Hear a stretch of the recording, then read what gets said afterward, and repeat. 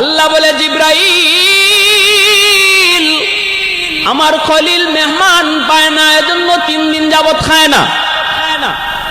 তাড়াতাড়ি করে তোমরা 3 জন ফেরেশতা মানুষ রূপে হাজির হও মেহমান হইয়া। সুবহানাল্লাহ জুড়ে বলেন। জিব্রাইল আমিন মানুষের সুরত ধইরা 3 জন মেহমান হইয়া যখন ইব্রাহিম খলিলের কাছে আসলেন, তিনি মেহমান পায়া বড় খুশি, সাথে সাথে নিয়ে আসলেন খানা হাজির। খানা খাইতে বসবেন, বল আল্লাহর খলিল 3 দিন তিনি উপবাস, মেহমান পাইছেন, খাঞ্চার ভিতরে খানা নিয়ে বসছেন এক খাঞ্চায়। তারা তো মানুষ নন, তারা হলেন ফেরেশতা, তারা তো খাওয়া কি জিনিস চিনে না। ফেরেশতারা খায়? মূলত খাইতে আসেন নাই, খাওয়াইতে আইছেন, ঠিক না? আল্লাহ পাঠাইছে, যাও খাওয়ান লাগতো না, আমার বন্ধুরে গে খাওয়া। কারণ মেহমান ছাড়া তো খায় না। ইরাক থেকে রওনা দিছেন ফিলিস্তিন। আল্লাহর খলিল ইব্রাহিম, ভাইরা বন্ধুরা, রাস্তায় তিনি দেখেন বিরাট আসর, মাঝখানে এক রাজ্য, মানুষগুলা সাজে সুজে হাজির, সুন্দর সুন্দর যুবক সেজে গুজে হাজির। কি ব্যাপার?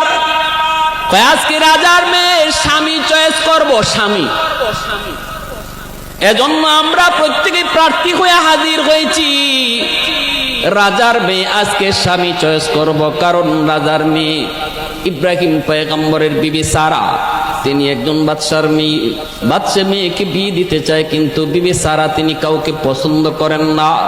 কেমনে পছন্দ করবেন রে যুবক?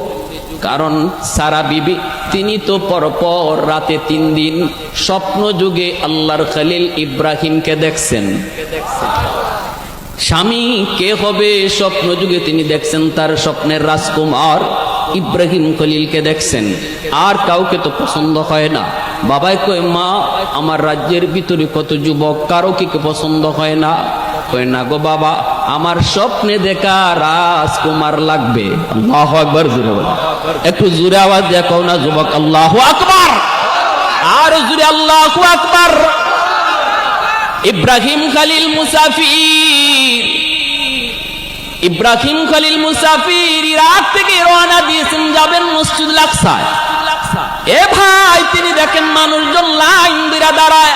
ঘটনা কি? কই রাজার মেয়ে আজকে স্বামী চয়েস করবে।